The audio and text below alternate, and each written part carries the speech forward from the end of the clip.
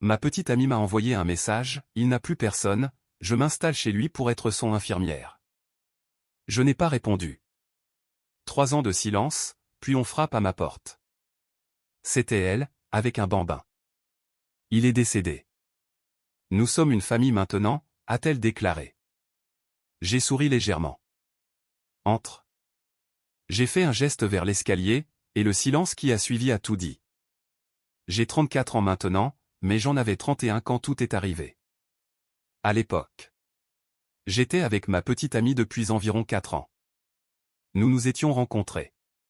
Par des amis communs, nous avions emménagé ensemble après 1 an, et nous parlions, à terme, de mariage. Rien n'était précipité, c'était juste confortable. Elle travaillait comme kinésithérapeute, et moi, j'étais dans le développement de logiciels. Nous avions une vie correcte, un appartement décent. Et des projets d'avenir tout aussi stables. Son ex était toujours présent dans sa vie. Pas de manière ambiguë, mais plutôt parce qu'ils avaient grandi ensemble. Ils étaient sortis ensemble au lycée. Avaient rompu en partant dans des universités différentes, mais étaient restés amis. Il appelait parfois, et ils allaient prendre un café, peut-être une fois tous les quelques mois. Je ne m'en suis jamais inquiété, car elle était toujours transparente. Elle me disait, je vais le voir pour un café. Ou encore, il traverse une rupture, ou, il a eu un nouveau travail, on déjeune ensemble pour fêter ça. J'appréciais cette honnêteté. Puis, il est tombé malade. Une maladie auto-immune rare, qui s'est aggravée progressivement. Elle a commencé à lui rendre visite plus souvent, à lui apporter des repas, et à l'aider pour ses rendez-vous médicaux quand il en avait besoin. Sa famille n'était pas vraiment présente. Ses parents étaient décédés il y a des années, il n'avait pas de frères et sœurs, et ses amis s'étaient éloignés. Elle se sentait responsable de lui, d'une certaine manière.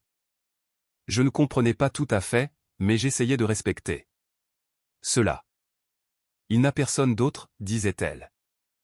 Je ne peux pas l'abandonner. Quand il est au plus mal. Ce à quoi je répondais, je ne te demande pas de l'abandonner. Je dis juste qu'il y a peut-être des limites à ce que tu devrais faire. Quelles limites, rétorquait-elle. Il est malade, il a besoin d'aide. Il y a des professionnels pour ça, des infirmières, des aides à domicile. Il n'a pas les moyens. Son assurance couvre à peine ses traitements. J'ai laissé tomber, car que pouvais-je dire? N'aide pas ton ami mourant? Je ne suis pas ce genre de personne. Mais la situation a dégénéré. Elle est passée de quelques visites par semaine à une présence presque tous les soirs. Elle rentrait à 22h ou 23h, épuisée. Nous avons arrêté de dîner ensemble. Arrêté de regarder nos séries, arrêté d'avoir, tout simplement, une relation. Il y a 3 ans, j'ai reçu ce message. J'étais au travail, en pleine réunion.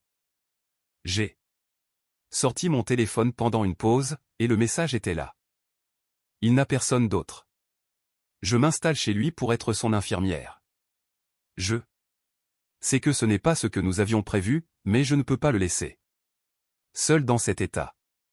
Je suis désolé. Je viendrai chercher mes affaires ce week-end. J'ai lu ce texte 5 fois, assis dans la salle de conférence. Fixant mon téléphone pendant que les collègues revenaient pour la seconde moitié de la réunion. Je n'ai pas répondu. Qui avait-il à dire? Elle avait fait son choix. Elle l'avait choisi, lui. Ce week-end-là, elle est venue avec sa mère pour récupérer ses affaires. Je suis resté dans la chambre, les laissant tout emballés et chargés dans un camion. Quand j'ai entendu la porte d'entrée se fermer, je suis sorti. L'appartement semblait vide. Ses plantes, ses livres, ses décorations, tout avait disparu. La moitié des meubles aussi. Il ne restait que moi, et mes propres affaires. Elle m'a envoyé un message quelques jours plus tard, je suis désolé que ça se termine ainsi. J'espère que tu comprends. Je ne pourrais pas vivre avec Moi-même si je ne faisais pas ça. Je n'ai pas répondu. Elle a insisté une semaine plus tard, est-ce qu'on peut au moins parler? Je ne veux pas que ça finisse sans qu'on se parle. J'ai bloqué son numéro. Mise à jour 1. Les premiers mois ont été rudes. Je rentrais dans cet appartement. À moitié vide, et je ressentais un poids immense.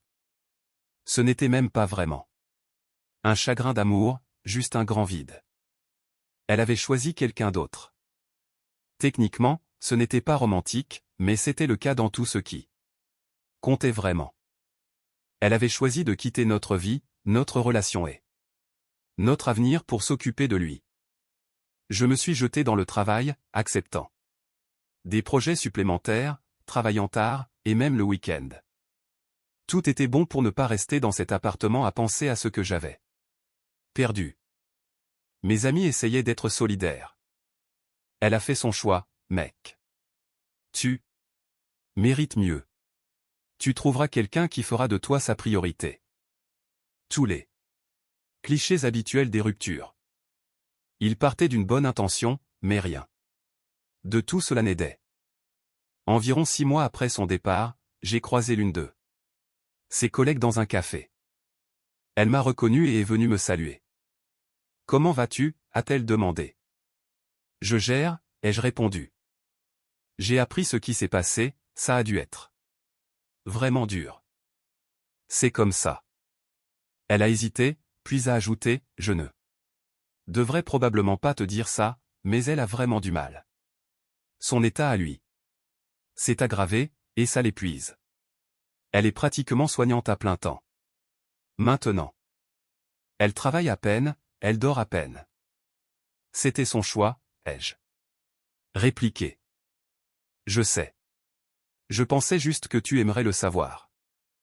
Non, pas vraiment. Elle a semblé mal à l'aise. D'accord. Désolé. Je dois y aller. Après son départ, je suis resté assis avec mon café, réfléchissant à ses paroles. Une partie de moi se sentait justifiée, elle avait fait un sacrifice. Et en souffrait. Une autre partie de moi était triste pour elle. Mais la majeure partie de mon être se sentait simplement anesthésiée. J'ai vendu l'appartement environ 1 an après son départ. Je ne supportais plus d'y rester. J'ai acheté une petite maison de l'autre côté de la ville, quelque chose de complètement différent. Nouveau lieu, nouveau départ. J'ai eu quelques rendez-vous, mais rien de sérieux. Honnêtement, rien de sérieux ne m'intéressait. Je me concentrais uniquement sur le travail, et sur la construction d'une vie qui n'appartenait qu'à moi. La maison est devenue mon sanctuaire. Je l'ai décorée exactement comme je le voulais, j'ai installé un bureau à domicile, et j'ai pris un chien.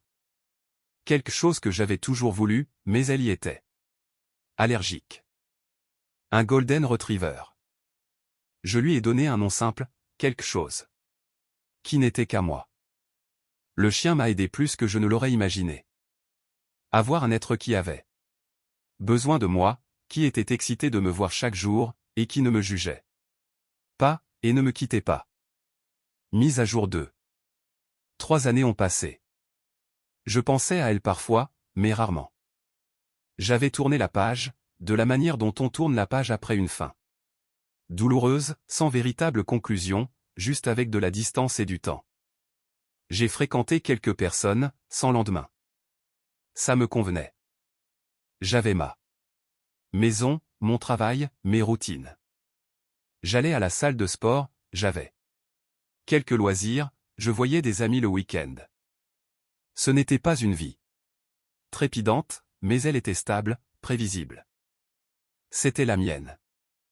Puis, il y a 3 semaines, on a frappé à ma porte. C'était en début de soirée. Vers 18h. Je n'attendais personne. Mon chien a commencé à aboyer avant même que j'arrive à la porte. J'ai ouvert. Elle était là. Plus vieille, plus mince. L'air fatigué. Et à côté d'elle, lui tenant la main, il y avait un enfant, un bambin d'environ 2 ans. Des cheveux foncés, de grands yeux, me fixant avec ce regard curieux propre aux enfants. Salut, a-t-elle dit. Je l'ai juste regardé fixement. Mon chien aboyait. Toujours derrière moi, sentant ma tension. Est-ce qu'on peut entrer? J'ai besoin de te parler. Je ne pense pas que ce soit une bonne idée. S'il te plaît, juste une minute. J'aurais dû dire non. J'aurais dû fermer la porte. Mais j'étais trop sous le choc pour réfléchir clairement. Je me suis écarté, tenant mon chien par le collier. Elle est entrée, l'enfant trottinant à ses côtés, immédiatement fasciné par le chien. Elle a regardé autour d'elle dans ma maison. C'est joli ici. Merci. Tu as un chien? Oui. Écoute, je sais que ça tombe de nulle part, mais il est décédé il y a 2 mois. J'ai essayé de comprendre quoi faire, et j'ai réalisé que nous sommes une famille maintenant. Toi, moi, et elle. Elle a désigné l'enfant du geste. Mon cerveau essayait de rattraper le fil. Quoi? C'est sa fille. Il l'a eue avec quelqu'un qu'il voyait avant de tomber gravement malade. La mère n'était pas là, elle n'a jamais voulu l'être. Alors, je l'élève depuis qu'il en a obtenu la garde, quand elle n'avait que quelques mois. Tu as élevé son enfant? Oui. Depuis combien de temps? Presque 2 ans. Et tu me dis ça maintenant? Parce qu'il est parti. Et je ne peux pas faire ça toute seule. J'ai pensé que, comme nous étions ensemble autrefois, que nous avions eu quelque chose de réel, nous pourrions réessayer. En tant que famille. Je ne trouvais pas les mots. Je restais là, à traiter ce qu'elle disait. Elle m'avait quitté il y a 3 ans pour s'occuper de son ex. Elle avait apparemment élevé son enfant à lui pendant 2 ans. Et maintenant qu'il était mort, elle se présentait à ma porte en s'attendant à quoi? À ce que je la reprenne, tout simplement. Que je les accueille toutes les deux. Il est décédé. Nous sommes une famille maintenant, a-t-elle répété, comme si c'était la chose la plus naturelle au monde. J'ai souri légèrement. Pas parce que j'étais heureux, mais parce que l'absurdité de la situation était presque drôle. Entre, ai-je dit, en faisant un geste vers l'escalier. Laisse-moi te montrer quelque chose. Elle a semblé confuse, mais m'a suivi à l'étage. Le bambin est resté en bas à jouer avec mon chien, totalement inconscient de la tension.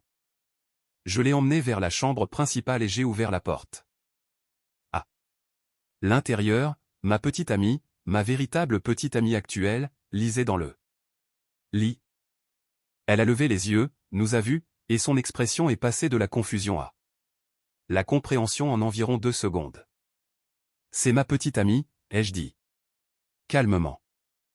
Nous sommes ensemble depuis environ 1 an. Elle vit ici. Mon ex est devenu livide. Tu vois quelqu'un? Oui. Est-ce que j'étais censé t'attendre? Je pensais que peut-être tu serais. Encore quoi? Toujours disponible après que tu m'as quitté il y a 3 ans.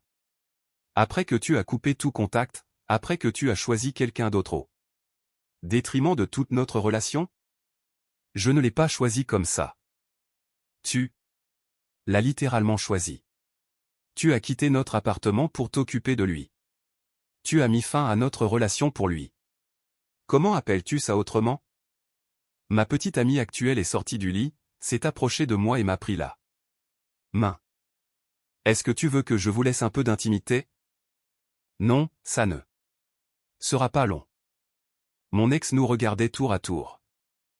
Je n'arrive pas à y croire. Après tout ce que nous avions. Tout ce que nous avions c'est terminé quand tu m'as envoyé ce message. Tu as fait ton choix. J'ai fait le mien. J'ai avancé. Mais tu reviens 3 ans plus tard avec un enfant qui n'est pas le mien, en espérant que je reprenne ma place dans ta vie comme si de rien n'était. J'ai secoué la tête. Ça ne marche pas comme ça. Où suis-je censé aller? Je ne sais pas, débrouille-toi, de la même manière que j'ai dû me débrouiller. Quand tu es parti. Tu vas vraiment me renvoyer avec un enfant? Je ne te renvoie pas. C'est juste que je ne te laisse pas entrer. Il y a une différence. Elle a commencé à pleurer. J'ai tout abandonné pour lui. J'ai sacrifié ma carrière, ma vie, ma relation avec toi. Et maintenant il est parti. Et je n'ai plus rien. C'était ton choix. Tu as choisi de sacrifier tout. Cela. Je ne te l'ai pas demandé. En fait, je t'avais demandé de ne pas le faire. Je devais le faire. Non, tu ne le devais pas. Tu en avais envie. Et c'est. Très bien, c'était ta décision. Mais tu ne peux pas surgir des années plus tard. En attendant que je répare les conséquences de cette décision. Ma petite amie a serré ma main. Je sentais son soutien, littéralement et figurativement. Je pense que tu devrais partir, ai-je dit doucement. S'il te plaît. Je ne ferai pas ça. Prends ton enfant, et pars. Elle est restée là un instant de plus, les larmes coulant sur son visage.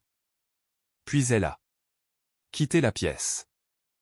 Je l'ai entendu descendre, j'ai entendu qu'elle récupérait le petit, j'ai entendu mon chien gémir, troublé par la tension, et j'ai entendu la porte d'entrée s'ouvrir puis se refermer.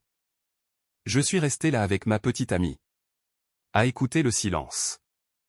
Mise à jour 3.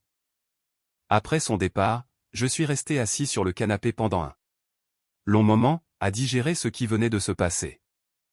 Ma petite amie s'est assise à côté de moi, la tête du chien sur ses genoux. Elle ne m'a pas poussé à parler. Elle est juste restée près de moi. Ça va, a-t-elle fini par demander. Je ne sais pas. C'était surréaliste. Tu veux me raconter ce que c'était? J'ai expliqué toute l'histoire. Mon ex, son départ, les 3 ans de silence, sa réapparition en attendant que nous.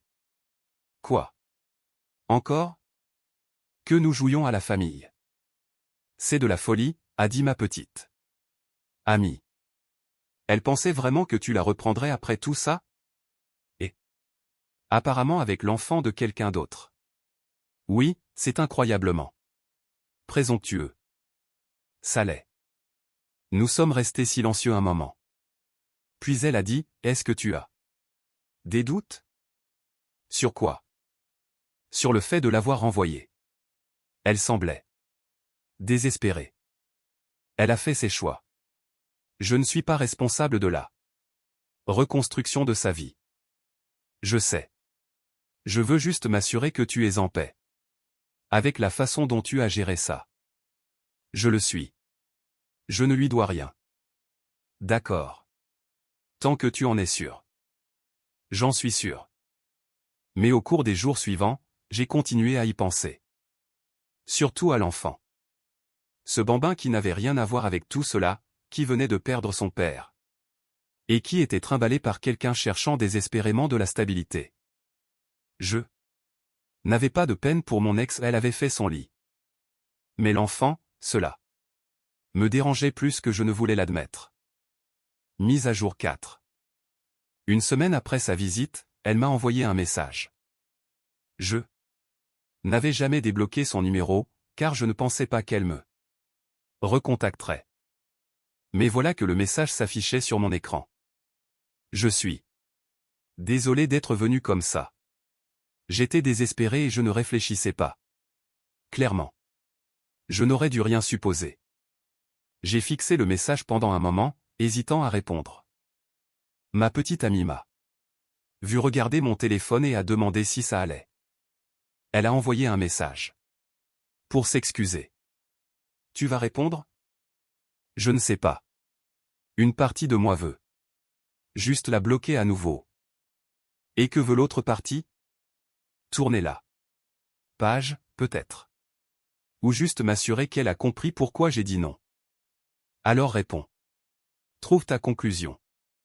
Finalement, j'ai tapé, c'est bon. C'est de l'eau passée sous les ponts. Est-ce que je peux te demander quelque chose? Quoi? Est-ce que tu me détestes? Non. Je ne ressens plus rien pour toi. C'est la vérité. C'est, d'une certaine manière, pire que de me détester. Peut-être, mais c'est honnête. Je t'ai vraiment aimé quand nous étions ensemble. Je sais, mais l'amour ne suffit pas toujours. J'ai fait une erreur en te quittant. Tu as fait le choix que tu pensais être le bon à ce moment-là. Et tu penses que c'était le mauvais choix. Je pense que c'était ton choix. Et je n'ai pas mon mot à dire sur le fait qu'il soit bon ou mauvais. Toi seul. Là. Elle n'a pas répondu pendant un moment. Puis, pour ce que ça vaut, je suis désolé pour tout. J'apprécie. Es-tu heureux avec elle? Oui, je le suis. Bien. C'est bien. Tu mérites d'être heureux. Toi aussi. J'espère que tu trouveras cela. Merci. Ce fut le dernier message. Elle n'a plus écrit. Je ne l'ai pas recontacté. J'ai montré la conversation à ma petite amie ce soir-là. Je voulais être transparent. Tu as bien géré ça, a-t-elle dit. Ah bon? Oui. Tu as été honnête, mais pas cruel. C'est difficile à faire. Avec une ex. Je ne voulais pas être cruel.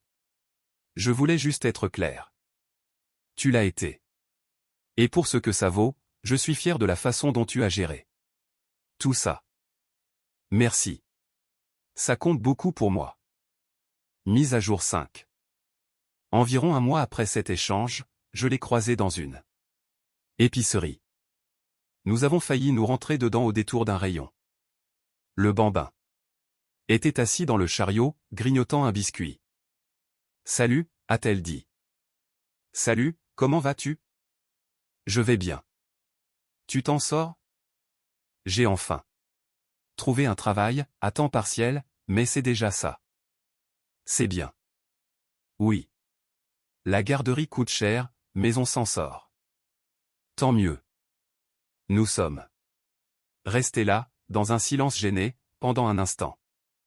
J'ai remarqué qu'elle avait meilleure mine que lors de sa venue chez moi, moins épuisée, plus soignée. Comme si elle commençait à retrouver ses marques. Je ne mentais pas, tu sais. A-t-elle dit. Quand j'ai dit que je t'aimais. C'était vrai. Ça l'est. Toujours, d'une certaine façon.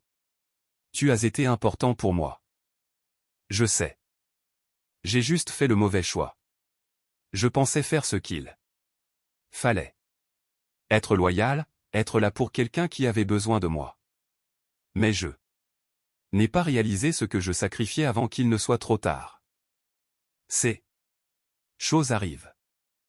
Est-ce que tu penses parfois à ce qui aurait pu se passer si j'avais fait des choix différents? Parfois, mais pas avec regret. Plutôt comme si c'était une réalité alternative. Oui, je vois. Le bambin a commencé à s'agiter. Elle a reporté son attention sur l'enfant, lui tendant un autre biscuit. La petite fille lui a souri, totalement confiante, totalement dépendante. Elle a de la chance de t'avoir, me suis-je surpris à dire. Tu as assuré quand personne d'autre ne le faisait. Je le devais. Elle n'avait personne. Tu ne le devais pas. Tu as choisi de le faire, tout comme tu as choisi de t'occuper de lui. Tu es une soignante dans l'âme. C'est ce que tu es. Et toi, tu ne le es pas. Non, je ne le suis pas. C'est pour ça que ça n'aurait jamais pu marcher. Tu avais besoin de quelqu'un qui comprenne cette partie de toi, quelqu'un qui puisse la soutenir. Je ne pouvais pas. J'avais besoin de quelqu'un qui me choisisse, moi, en premier. Et tu as trouvé cela. Oui, je l'ai trouvé. Je suis heureuse pour toi. Vraiment. J'espère que je trouverai ma moitié, moi aussi. Quelqu'un qui apprécie ce que je donne. Peut-être un jour. Pour l'instant, je me concentre sur elle. C'est bien. Elle a besoin de cette stabilité. Je dois y aller, a-t-elle dit. Elle commence à être grincheuse. Oui. Prends soin de toi. Toi aussi. Elle a poussé le chariot devant moi dans l'allée. Je l'ai regardé s'éloigner. Cette personne qui occupait autrefois une place immense dans ma vie n'était plus qu'une étrangère croisée par hasard au supermarché. Mais contrairement à avant, je ressentais quelque chose. Ce n'était ni du désir, ni du regret, juste une sorte de reconnaissance paisible. Nous avions tous les deux avancé, chacun de la manière dont nous en avions besoin. Dernière mise à jour. Cela fait 6 mois qu'elle est apparue à ma porte. Je ne l'ai pas revue depuis la rencontre à l'épicerie. Je n'ai pas eu de nouvelles non plus. Des amis communs me disent qu'elle s'en sort bien. Elle travaille à plein temps maintenant, à son propre logement, et la petite est à la garderie. Elle construit sa vie, lentement mais sûrement. Un ami a mentionné qu'elle avait même commencé à fréquenter quelqu'un. Un autre parent célibataire rencontré à la garderie. Quelqu'un qui comprend la vie qu'elle a choisie. De mon côté, je suis toujours avec ma petite amie. Nous avons officiellement emménagé ensemble le mois dernier. Elle vivait déjà ici la plupart du temps, mais nous l'avons officialisé.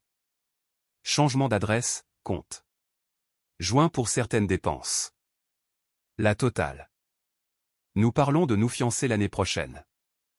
Peut-être de nous marier l'année suivante.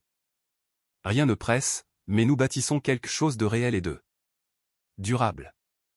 Parfois, je pense à mon ex et je me demande si elle regrette ses choix. Mais la plupart du temps, je n'y pense pas du tout. Elle est un chapitre terminé, une histoire que j'ai dépassée. Elle a pris ses décisions en fonction de ce qu'elle pensait être juste à l'époque, et je ne peux pas la juger pour cela. Mais je n'ai pas non plus à laisser ses décisions affecter ma vie actuelle. La vérité, c'est que sa réapparition n'a rien changé pour moi. Elle a simplement confirmé ce que je savais déjà, j'avais tourné la page. J'avais construit une nouvelle vie. Et cette vie n'avait pas de place pour quelqu'un qui s'était éloigné quand les choses étaient devenues compliquées, quelqu'un qui avait choisi une autre personne au détriment de notre relation, et qui s'attendait à ce que j'attende indéfiniment son retour. Ma petite amie et moi en parlons parfois, généralement tard le soir, quand la fatigue nous rend plus honnêtes encore. Elle m'a demandé la semaine dernière si je pensais que l'apparition de mon ex avait affecté notre relation.